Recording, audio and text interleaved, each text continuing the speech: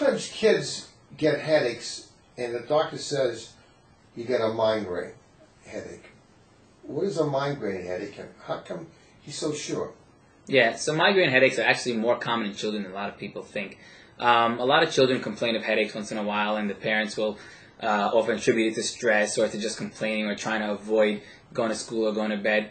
But a lot of times these are migraine headaches, and a good neurologist or headache specialist will be able to talk to the child and find out exactly what the symptoms are having. What would you be looking for? So some classical things that we see in migraine are in children a little bit different than in adults, where we'll see that they'll complain of the headache being in the front or on the sides of the head, or sometimes on one side more than the other. A lot of times they'll be bothered by bright lights or loud noises. A lot of these children, and also associated with being dizzy or nauseous, sometimes even vomiting with the headaches. And a lot of these children actually have significant motion sickness where they get car sick, and this is actually related to the migraines. Are there any triggers, lack of sleep, certain foods, any triggers of it? Yeah, there's a lot of triggers of migraines that can make migraines more frequent or more severe. And this is something we see all the time, where a child will be having migraines for years, only about once a month or twice a month or so. And then once they start having more of these triggers in their life, they'll start having more frequent, more severe headaches, and that's when they'll come to the neurologist. A common trigger is lack of sleep, too. So lack of sleep, going to bed late, or even just having erratic sleep schedules is definitely one of the more common ones. Skipping meals, including such as skipping breakfast, is very common.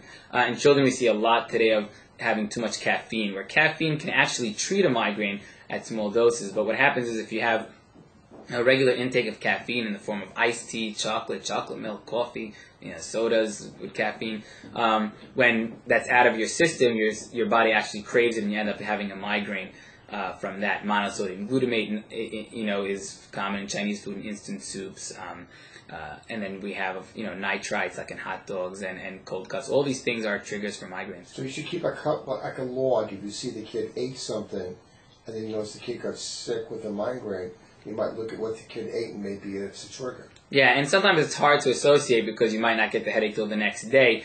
But if you're having, any food that you're having in excess of these, can definitely exacerbate the migraines. I always tell them to keep a log, and they notice maybe school days. Exactly. When they have a test, they get the migraine. Right. The stress of the So you just look at that. Now, maybe it's not school days. Yeah, and keeping a calendar is very important. We get to see the frequency and the response to the treatment, and that helps us in deciding how to properly manage it. And the common over-the-counter medicines, and any of them really help with headaches?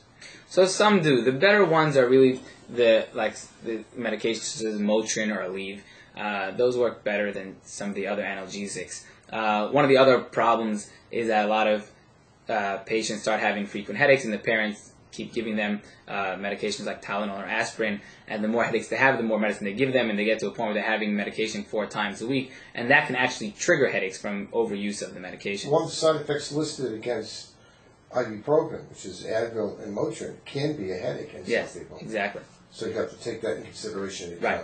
And that's why it's important to see neurologists and treat them properly. If they're not treated properly, what usually ends up happening is they'll become more frequent and more severe, and then they just become more and more difficult to treat. What would be the drug of choice, say, for an adolescent that gets a history of migraine you would pick, outside of using over-the-counter stuff?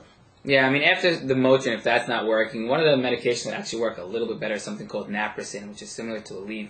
But happens to work better than that.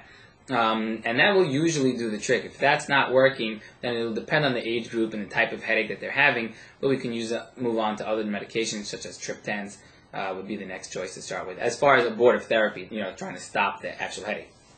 But we look at all the the triggers and stuff like that. So there are drugs that actually you can take if you have a really bad migraine. Sure. Especially in an older adolescent than maybe younger. Yeah. These are adults. And you really should do that. I mean, a lot of parents don't want to give their children medication, which is obviously understandable, but what happens is when they start missing school or having difficulty concentrating, it's really going to affect their life and cause them pain that's not necessary.